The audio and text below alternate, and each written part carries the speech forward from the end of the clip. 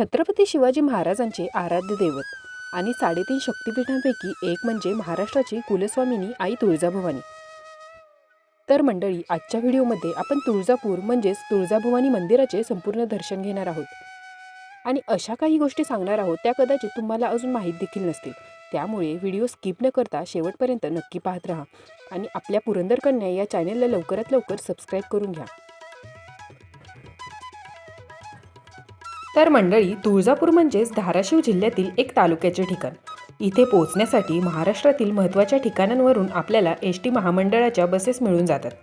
तसेच रेल्वेने प्रवासाचं बोलायचं झालं तर तुळजापूरपासून सर्वात जवळील रेल्वे स्टेशन म्हणजे सोलापूर जंक्शन, ज्याचं अंतर आहे 45 किलोमीटर।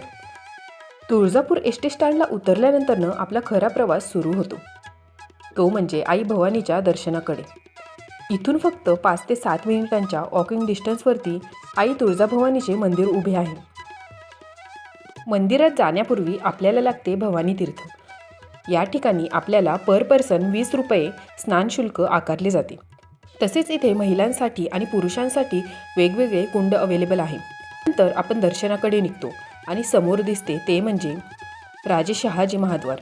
त्याच्या वाटेवरतीच आपल्याला खूप साऱ्या हिरव्या बांगड्या भरणाऱ्या महिला पाहायला मिळतात। देवीच्या दारात बांगड्या भरल्याने देवीची कृपा आपल्या सौभाग्यावरती राहते, अशी यामागची प्रथा आहे।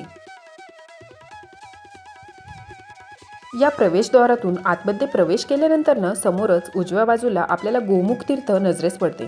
गोमुख तीर्थ म्हणजे या ठिकाणी गायीच्या मुखातून जिवंत पाणी पडल्याचे आपल्याला दिसते। त्यानंतरनं डाव्या बाजूला नजरेस पडते ते म्हणजे कल्लोळ तीर्थ। कल्लोळ तीर्थ म्हणजे या ठिकाणी आई तुळजाभवानी माता जेव्हा महिषासूर मर्दिनीच्या रूपात आली होती तेव्हा सर्व बुधक तीर्थांनी एकत्रित येऊन एकच कल्लोळ केला होता, त्यामुळे याला कल्लोळ तीर्थ म्हणून ओळखले जाते।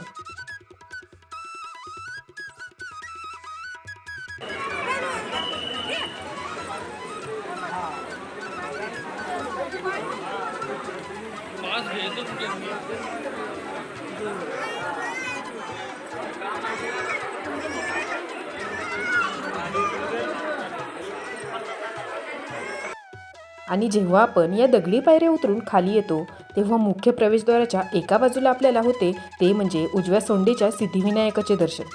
नवसाला पावणारा गणपती म्हणून या सिद्धिविनायकाची एक मोठी ख्याती आहे।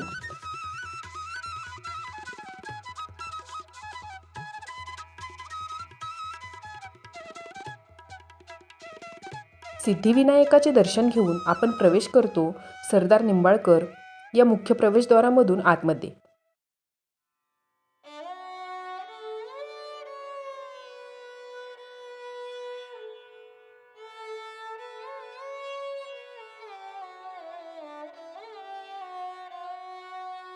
आणि या दगडी पायऱ्यांनी आतमध्ये पुन्हा उतरून आल्यानंतरनं समोर आपल्याला ही जी भाविक भक्तांची अमाप अशी गर्दी पाहायला मिळते तिथेच आहे यज्ञकुंड आणि होम हवन कुंड।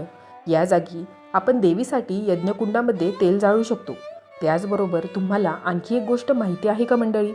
याच यज्ञकुंडामध्ये अजात बळी दिला जातो, म्हणजेच बोकडाचे एका घावामध्ये 2 तुकडे करून या होमामध्ये अर्पण केले जातात।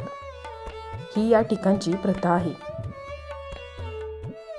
आणि त्याचबरोबर या यज्ञकुंडाच्या एक्झॅक्ट मागच्या बाजूला जावळ काढण्याचे ठिकाण आहे। इथूनच थोडंसं पुढे गेल्यानंतरनं आपण देवीच्या दर्शन रांगेकडे जाऊ शकतो। त्यामध्ये साधारणपणे 2 प्रकारच्या दर्शन रांगा आपल्याला पाहायला मिळतात। एक म्हणजे मुख्य दर्शन रांग, तिला धर्मदर्शन रांग असे देखील म्हटले जाते।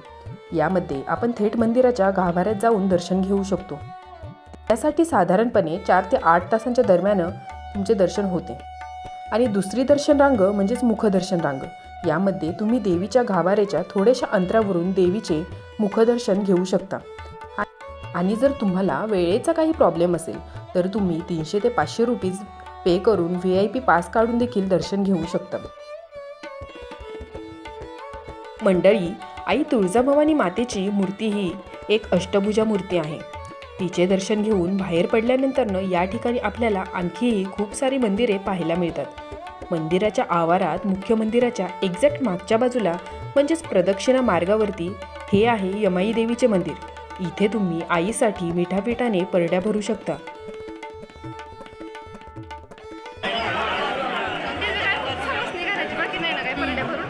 दुसरं काय असतं?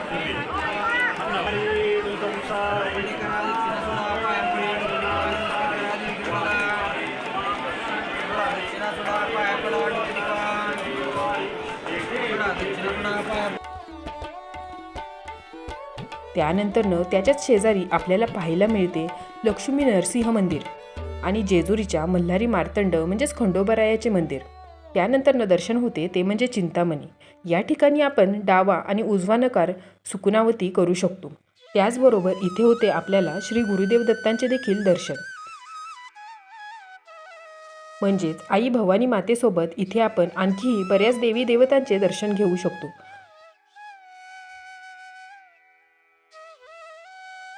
त्यानंतरनं इथून पुढे आल्यानंतरनं मंडळी तुम्ही इथे देवीसाठी आरती करू शकता, पण त्यासाठी काही शुल्क आकारला जातो. तिथून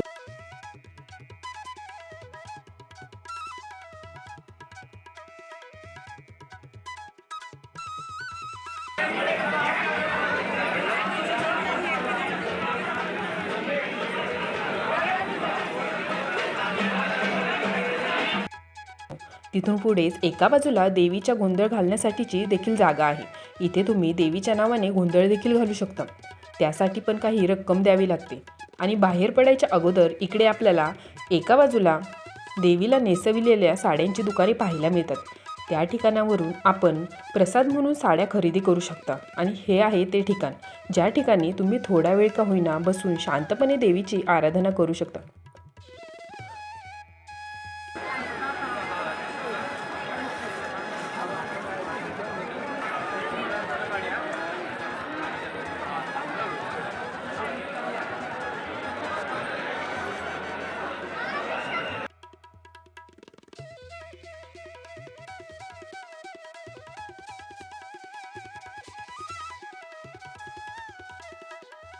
देवीचे दर्शन पूर्ण करून ज्यावेळी बाहेर जाण्याच्या मार्गाद्वारे आपण बाहेर येतो त्यावेळी आपल्याला वाटेमध्ये आदिमाया आदिशक्ती मातंगी देवीचे जागृत असे देवस्थान वाटेत लागते.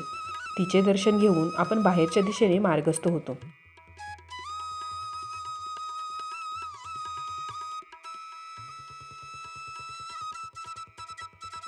तेव्हा वाटेमध्ये आपल्याला खूप सारी देवीच्या आवडीची माळपरडीची दुकाने नजरेस पडतात. त्याचबरोबर इकडे आपण नारळ देखील फोडू शकतो. अशा प्रकारे तुळजापूरमध्ये आल्यानंतरनं तुम्ही इथे देवीच्या नावाने मिठापिठाने परडी भरू शकता. तसेच हळदी कुंकू प्रसाद माळपरडी यांची देखील खरेदी करू शकता. अवघ्या महाराष्ट्राची कुलदैवता असणारी आदिशक्ती अंबाबाई हिचे दर्शन घेण्यासाठी भाविक भक्त दरवर्षी मोठ्या संख्येने तुळजापूरला भेट देत असतात. जागृत असे देवस्थान असणारी तुळजाभवानी ही नवसाला पावणारी कडक देवी म्हणून देखील ओळखली जाते. तुम्हाला जर हा व्हिडिओ आवडला असेल तर नक्कीच लाईक शेअर आणि सबस्क्राईब करायला विसरू नका. चला तर मग पुन्हा भेटूयात अशाच एका नवीन व्हिडिओमध्ये. रामकृष्ण हरी मंडळी.